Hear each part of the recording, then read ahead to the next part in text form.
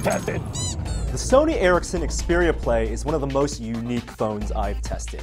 It's the first modern smartphone with dedicated game controls, and the first to qualify for the PlayStation Certified program, which will let it play upcoming PlayStation Suite games.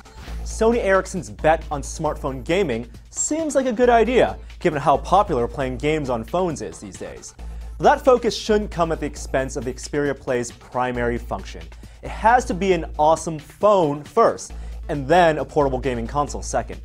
Thankfully, the Xperia Play is a great Android phone that makes only a few compromises to accommodate its gaming personality. Powering the Xperia Play is a single-core 1 GHz Cortex-A8 ARM processor by Qualcomm, the same system-on-a-chip found in HTC's Desire HD and the Incredible S phones. Though it's not a dual-core phone like the Motorola Atrix, the Xperia Play is responsive and speedy when web browsing or running Android applications. Android 2.3 Gingerbread is partially responsible. The Xperia Play is one of the few phones that ships with the latest version of Android for phones. While the version of Gingerbread on the Xperia Play isn't Google's stock build, Sony Ericsson has left the OS largely untouched. There are no proprietary launchers or productivity apps here, just the VCast apps market and VZ Navigator that you'll find on all Verizon smartphones. Sony Ericsson promises a timely OS update schedule as well, since they're part of Google's new partner update initiative. The Xperia Play also comes equipped with 512 MB of RAM, 512 MB of built-in storage, and a microSD slot with an included 8 GB card. The 4-inch 854 by 480 resolution screen produced sharp images, but was also one of the dimmer TFT LCDs I've tested. It's nowhere near as vibrant as the AMOLED displays found on Samsung phones, and the picture degrades when viewed off-axis, unlike the IPS panels found on the iPhone 4. The Xperia Play's 5-megapixel rear camera and VG8 front camera are also unremarkable for smartphones, and video recording is unfortunately limited to 480p.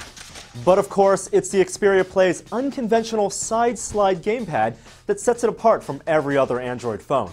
With the gamepad popped out, the Xperia Play resembles the now-retired PSP Go.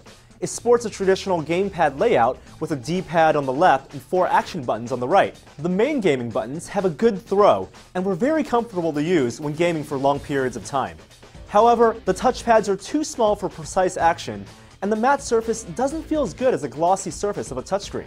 I also thought the tiny start and select buttons were difficult to press, and would have preferred them at the center of the gamepad instead of off to the right. The spring-loaded sliding mechanism that keeps the gamepad in place makes it really easy to snap out the game controls, but I thought the spring felt a little loose when gripping the phone with one hand to hit the standby button or volume controls.